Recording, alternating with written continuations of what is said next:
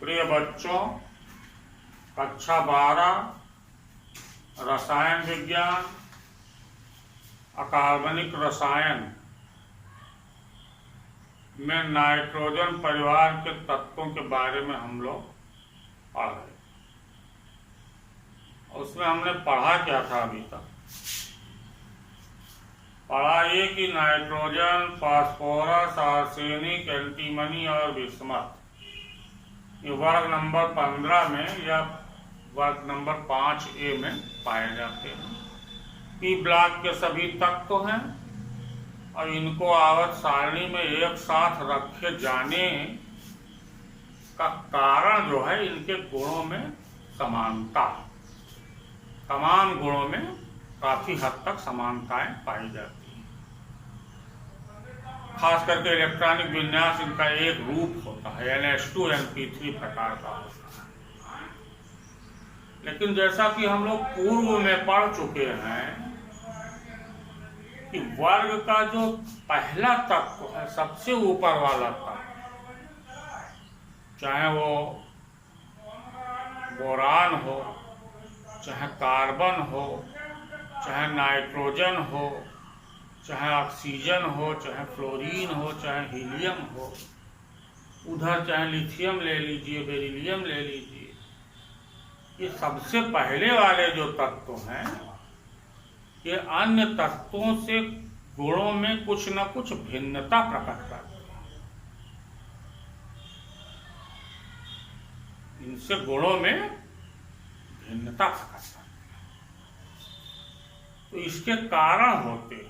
उन कारणों के बारे में कभी कभी हम लोगों से प्रश्न पूछा जाता है। तो इसमें आपको हेडिंग डालना है नाइट्रोजन का असंगत व्यवहार, यानी अन्य तत्वों की अपेक्षा नाइट्रोजन का कुछ बिहेवियर गड़बड़ क्यों होता है। जैसे फैमिली में होता है ना कि जो सबसे बड़ा लड़का होता है वो अन्य छोटे भाई बहनों से थोड़ा सा अलग प्रकार का होता है, तो कमाने उमाने लगा जैसे माता पिता से अपना सेपरेशन कर लेता है, अलग हो जाता है। इस तरह से नाइट्रोजन भी कुछ इसी तरह से असंगत व्यवहार करता है, जो इसको नहीं करना चाहिए। वर्ग के अन्य तत्वों के साथ गुणों में समानता रखनी चाहिए। तो नाइट्रोजन के असंगत व्यवहार में क्या क्या चीजें हैं इसको आप नोट कर लीजिए, इसको मैं लिखाऊंगा आपको। पहला ही, नाइट्रोजन एक गैस है जबकि वर्ग के अन्य सभी सदस्य ठोस हैं। दूसरा, नाइट्रोजन का परमाणु आकार यानी परमाणु त्रिज्या छोटी होती है, इसीलिए इसकी आयनन एंथैल्पी और विद्युत ऋणात्मकता का मान वर्ग के अन्य तत्वों की तुलना में बहुत अधिक होता है। दूसरा नोट कर लीजिए आप। तीसरा, नाइट्रोजन में डी उपकोष नहीं पाया जाता है, क्योंकि डी उपकोष तीसरी कक्षा से प्रारंभ होता है। नाइट्रोजन में तीसरी कक्षा होती ही नहीं है, तो डी उपकोष पाए जाने का कोई सवाल ही नहीं है। अन्य तत्वों में डी उपकोष पाया जाता है। इसी कारण से नाइट्रोजन प्रायः 3 संयोजकता ही प्रकट कर पाता है, जबकि वर्ग के अन्य सदस्य 3 संयोजकता भी प्रकट करते हैं और 5 संयोजकता भी प्रकट करते हैं।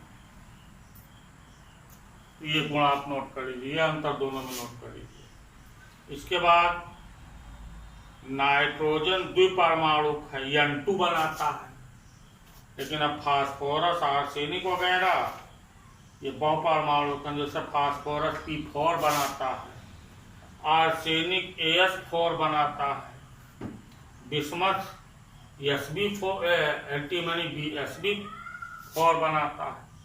ये अंतर है। फिर नाइट्रोजन जो है वो ऑक्साइड कई प्रकार के बनाता है, लेकिन वर्ग के अन्य सदस्य केवल 2 प्रकार के ऑक्साइड बनाते हैं, ट्राई और पेंटा, जिसमें ट्राई वाला ज्यादा अस्थायी होता है। फिर क्या अंतर है, नाइट्रोजन का जो हाइड्राइड है अमोनिया वो अस्थाई है, लेकिन अन्य तत्वों के हाइड्राइड जो है वो अस्थाई नहीं है। फिर क्या अंतर है, नाइट्रोजन अंतरा अणुक हाइड्रोजन बंध बनाता है।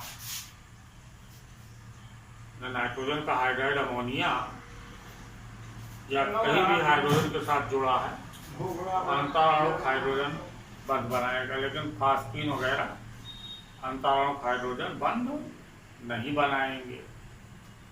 ये अंतर हो गया। फिर नाइट्रोजन जो है N-3 प्रकार का आयन बनाता है, लेकिन वर्ग के अन्य सदस्यों में इस प्रकार का गुण नहीं पाया जाता है। तो ये अंतर आपको नोट कर लेना। इस अंतर के बारे में जानना बहुत जरूरी है। अब क्या है, डाइनाइट्रोजन, इसका अध्ययन करना है। क्या डाइनाइट्रोजन, नाइट्रोजन गैस को कहते हैं क्योंकि नाइट्रोजन 2 परमाणु अणु बनाता है। तो चूंकि इसका सूत्र लिखते हैं हम लोग N2 के कारण इसको डाइनाइट्रोजन कहते हैं। वायुमंडल में 78% पाया जाता है और तमाम प्रकार के लवण भी नाइट्रोजन युक्त होते हैं।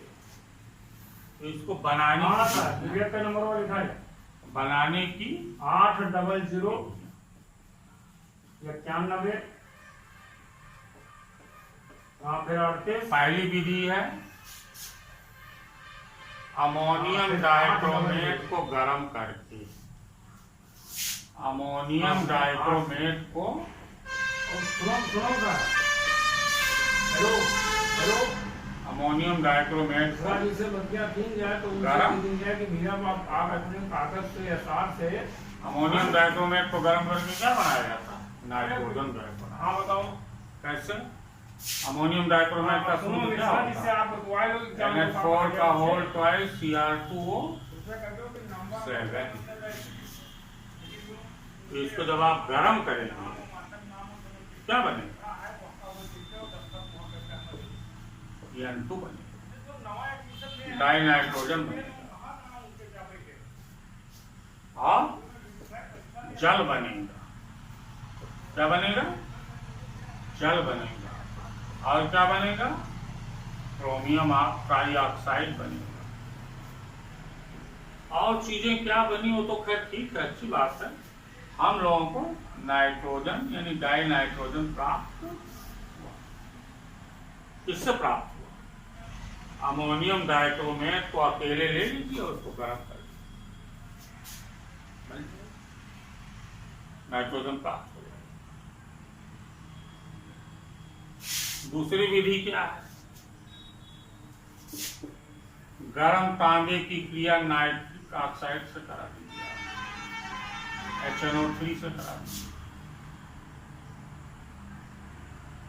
गर्म तांबे की क्रिया नाइट्रिक अम्ल से करा दीजिए, तो क्या बन जाएगा, N2 प्लस H2O प्लस, अब जो बचे 3 2 6 5 का 6, तो और से बताते हैं हम आपको।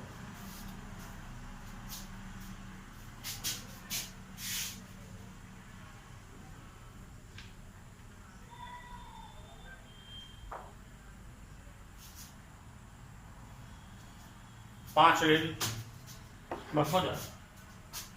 यहाँ पर क्या ले लेंगे, 5, तो क्या बचेगा 5Cu, ये बन गया क्यूप्रिक ऑक्साइड बन गया। और ये आपको क्या मिल गया, डाइनाइट्रोजन। इसके बाद एजाइड है, एजाइडों से भी बनता है। तीसरी विधि क्या है? एजाइडों द्वारा, एजाइडों द्वारा।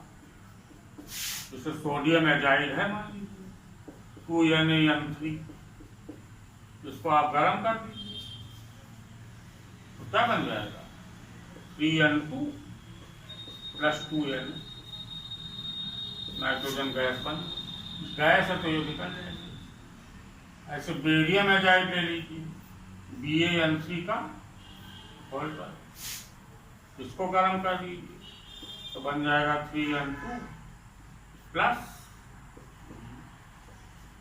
ये समीकरण आप नोट करिए, ये आपके काम आएगा। 3 मेन विधियां हैं, विधियां तो बहुत हैं, उन विधियों के बारे में हम लोगों को बहुत परेशान होने की जरूरत नहीं। धन्यवाद। चलो।